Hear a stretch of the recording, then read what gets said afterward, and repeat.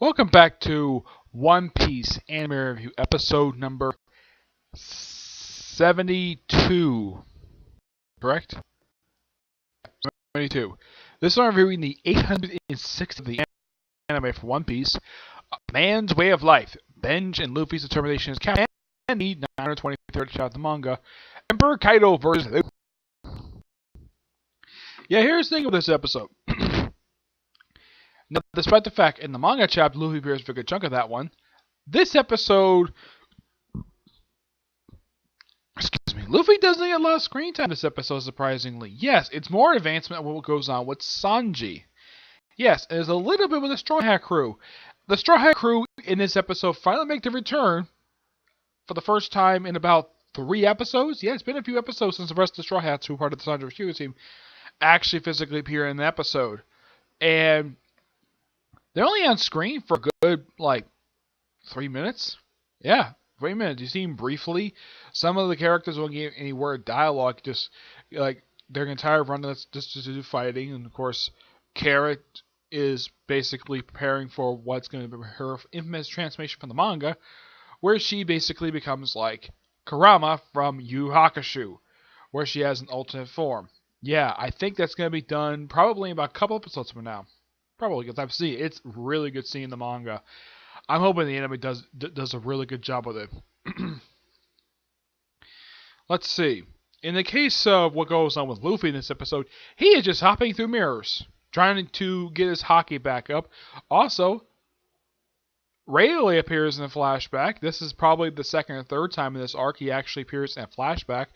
Yeah, and Luffy, of course, is, for some reason, and this is particularly very weird, he is wearing his Part 1 outfit in the flashbacks, though this is during a time skip, so it's not very surprising. You know, the red button-up vest, the blue shorts, and the sandals. No hat. Yeah, he actually left it. Like, if you watch the end of the post-war arc, basically, just before they have the time skip, he leaves his hat on a rock. And he leaves the hat there for 2 years. He never puts the hat back on during a 2-year time skip. And yes, I do know about the OVA that's taking place halfway through the time skip. It's a very good OVA. I highly recommend it. Yeah, the 3D 2Y Luffy's Promises Friends. Though Luffy's friends don't particularly show up in that. Luffy's crew don't show up in that particular OVA. It's been a while since I've watched it, but I remember it's my favorite of the OVAs I've watched so far. It's my personal favorite of all of them. In the case, this particular episode, well, the big thing with this one, aside from, well, like I said, with Luffy, a little bit with Luffy and a little bit with the Straw Hat crew, it's mostly put continuation of last week's episode relating to the Sanji subplot of this particular arc, and he's getting very close. Now, there's this weird image I'm posting on Facebook when they have Oven having his hand on top of Clifton's head.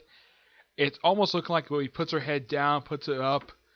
It's almost very heavily implying that he's having her do something very gross.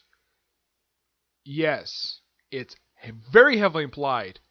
But luckily enough, it's just having her head down, not actually doing the disgusting thing. Because these two are brother and sister. This would be disgusting to see in the anime. And thank God they don't do it, but it's very heavily implied the way it's shown in the anime. You know, putting her head down and putting her head back up. Of course, Bege does something. Of course, Bege shows up in this episode. He finally gets to Coco Island, and it's revealed that his ship actually can crawl on land. Yeah, it's basically, they thought it was paddles. Nope, it's basically tank tracks, which I'm thinking, with that, you're probably thinking that the ship probably would sink, but nope, it doesn't sink at all. Probably gives it an extra boost, though. And, of course, crawls across land, of course, and you have Sanji picking up the wagon after Oven, of course, is... Before this happened, before he got to the island, Oven was threatening Bege not to come to the island, and of course, Bege basically called back to him about it, and of course, you get a chance to see a good amount of stuff with Pez. Yeah, Bege and Clifton's son, adorable baby, where you see him crying half the time you see him, and of course, first he makes faces to calm him down, and he, of course, sees a good mark on his face. You see him like stop crying when he sort of grips him a little tighter. And of course, also he does something. He gets oven. How he gets oven away from Clifton. It's the most unique way I've ever seen. He takes his pistol and fires it. It looks like he just shot a cannonball and fires directly at Oven's face, basically blasting him off the car into a tree. And this is all done with apparently what looks like a big pistol. And Benge is a very good shot. Yep. And of course later we see Sanji lifting the wagon up. This was of course like gnawing after. He lifted it up with his leg, and of course his infamous nickname of Black Leg, though he's wearing white pants. Yeah, as for what kind of strength he's using to lift up this wagon holding this gigantic cake, I'm not sure exactly. Maybe he was trained during a 2-year time skip of basically lifting up this much weight. I mean, the size of this wagon, and the fact how much probably the cake probably weighs. It weighs probably a good, like, I'd say about 800 pounds. I mean, yes, legs are usually almost stronger than, let's say, your arm, but yeah. And of course, this episode, and he tells Benge, make room on the deck. And of course, the otter that's pulling this thing, yeah, there's an actual sea otter pulling this thing on a ball, which apparently that's how the thing is moving. Okay. And there's a funny thing with Luffy when he's hopping through mirrors. He briefly sees Katakuri. He sees him briefly when Briley calls off for him. And of course, he's hopping through various places. It goes to Cloak Island, stuff like that. It ends up a private residence. That's when he has his flashback. This overall was a really good episode and a good advancement of this particular arc. And it's getting close to particularly the end. Yes, with chapter 808 adapting, which means right now there's about almost 15 and a half chapters left. Yeah. So, not much to go when it comes to this particular season. So, excuse me, my guess is they're probably going to finish stopping this arc probably by February, I'd say. And a lot of people are probably hoping of this because it's been a while since we had this with this particular series. How about having some filler? Yeah, have some filler between this arc and the start of the Revere arc. Yeah, it wouldn't hurt. Because the Revere arc is only 6 chapters. Yep, and that's enough for that particular thing. Great episode, mind you. Now let's talk about the newest chapter in the manga. First, we have the cover story of Luffy, Sabo, and Ace fighting over bugs. And we pick up right where the last chapter left off, with Luffy using his elephant gun to smash Kaido's head. Of course, everybody is shocked to see that he did this. And it was like, if he laid a hand on Kaido, like, how to get back to the mountain. This Master Speed sees the horse, the female centipede, centaur, who was trying to take out Tama, and she apparently was taken captive by Kaido. Yeah, apparently it was revealed, like swimming with her, because she had been injured. Yep. Of course, they show like a brief little flashback. It's like, where are you going, Speed? I heard a weird report, and Luffy's like mad. It's like, and of course, a flashback of never forgetting a taste. And Luffy's like, I should have gone with her. And of course, Law is like, Straw Hat, what are you doing? We're getting out of here. And Straw Hat's like, if we have now, the plan to be finished. Kamon's allies, as my crew as well as yours. We don't know if they're safe.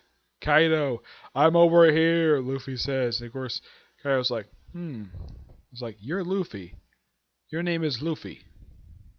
I'm the one who'll be king of the pirates. And then he opens his mouth and basically breathes fire on him, blasting like part of the area up. And of course, he does his gum elephant gatling, beats him up hard. Not like over Kaido, knock over some buildings as well. And somehow Kaido reverts back to his human form. My guess is his fruit is probably the dragon fruit. He goes to Gear 4, blasts Kaido, and continues beating up Kaido for a good page. And then Kaido just sort of takes and does with Divine Thunder. Okay. He uses Divine Thunder, which is in his spike baseball bat. yeah, this is basically what Kaido uses. And the chapter ends with Luffy falling over and Kaido saying, "What kind of king did you say you would be, you brat?" And Luffy's like, out cold. Now, it does not say on hiatus next week, so my guess is there probably is going to be another chap next week. This overall was a really damn good chapter. I'm going to give this one a 9 out of 10. It's damn good. Okay? So, that's it for this particular review. Stay tuned for my review of Boruto. That one is next. And maybe sometime today I'll get a chance to do... I'd probably say... I'm hoping Dragon Ball Super gets uploaded today. I'm hoping that. And maybe if I get a chance, I may get a chance to do the second half of Season 1 for Ace Attorney. If not, I'll do it tomorrow. Okay? But see you next review. Bye.